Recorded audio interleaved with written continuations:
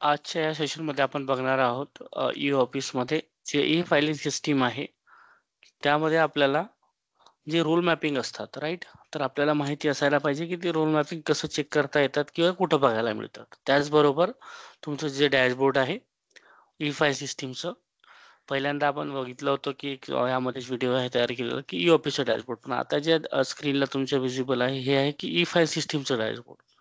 म्हणजे तुम्ही ई-ऑफिसमध्ये जे फायलिंग वर्कआउट करताय, राइट? तर या फायलिंग वर्कआउट डॅशबोर्ड हे आपल्याला बघायला मिळालेलं आहे यामध्ये.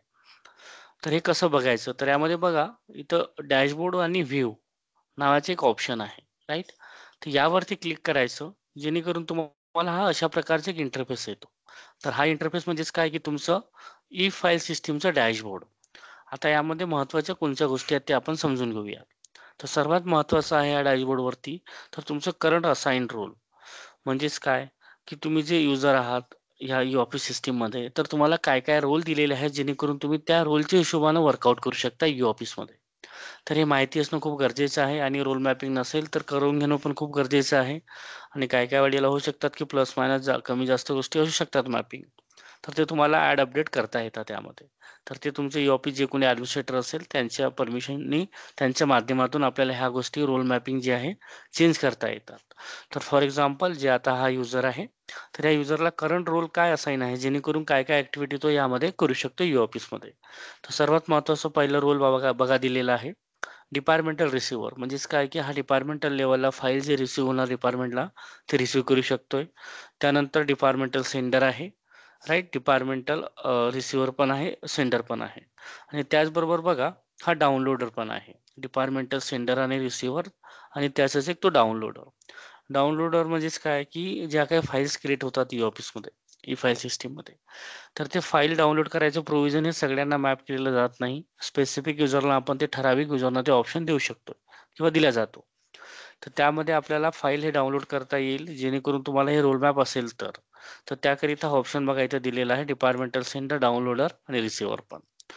त्याचबरोबर ड्राफ्ट, जे काही ड्राफ्ट क्रिएशन होतात ई-फाईल सिस्टममध्ये, तर त्या ड्राफ्ट्सवरती आपल्याला साइन करता येतो. त्याचबरोबर अप्रूव्ह करता येतो. तर हे रोल मॅपिंग असेल तरच करता येणार. हे रोल मॅपिंग सगळ्या युजरला नसतात. जे हायर अथॉरिटी असतात त्यांच्या लेव्हलला असतात.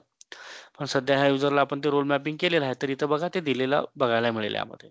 तर अशा प्रकारे अजून काही ॲडिशनल रोल मॅपिंग असेल जे तुम्हाला तुमच्या लॉगिनला असायला पाहिजे. जे नसेल तर तुम्ही ते अपडेट करून घेऊ शकता. तुमचे ई-ऑफिस ॲडमिनिस्ट्रेटर जे कोणी असेल ऑर्गनायझेशनला त्यांच्या लेव्हलनी किंवा यामध्ये काही ऑप्शन तुम्हाला बघायला मिळत असेल आणि ते नको असायला तुम्हाला, तर ते ते तुम्ही रिमूव्ह करून घेऊ शकता.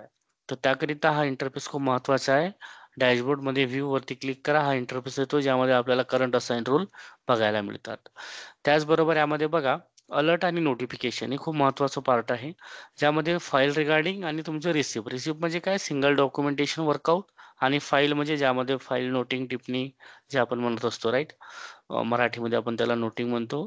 बाकी त्याला ई-ऑफिसमध्ये वर्ड यूज केलेला आहे नोटिंगसह आणि त्याला आपण टिप्पणी असं मराठीत म्हणत असतो.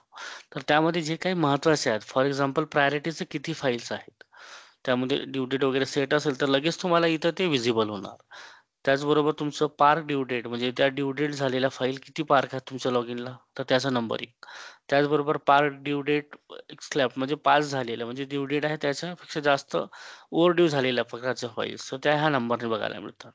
त्यानंतर क्लोजिंग फाईल, रिओपनिंग फाईल किती नंबर ऑफ फाईल्स आहेत तुमच्या लॉगिनला.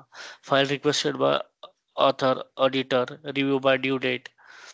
तर अशा प्रकारचे मल्टिपल इथं ऑप्शन दिलेले आहे जेणेकरून ते फंक्शन बघायला आपल्याला इथून डायरेक्ट त्या ऑप्शनवरती जाता येतात.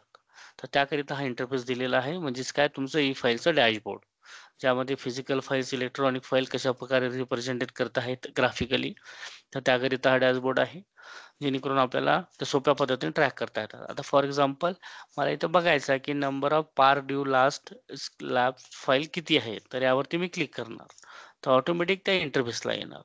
जेणेकरून ह्याच गोष्टी आपल्याला इथून इथं ॲक्सेस करायचं असेल तर जास्त वेळ लागू शकतो किंवा ते आपल्याला लक्षात येत नाही. तर त्याकरिता हे डॅशबोर्डचं ऑप्शन दिलेलं आहे. व्ह्यूवरती जाऊन आपण ह्या सगळ्या गोष्टी मॉनिटर करू शकतो ई-ऑफिसमध्ये.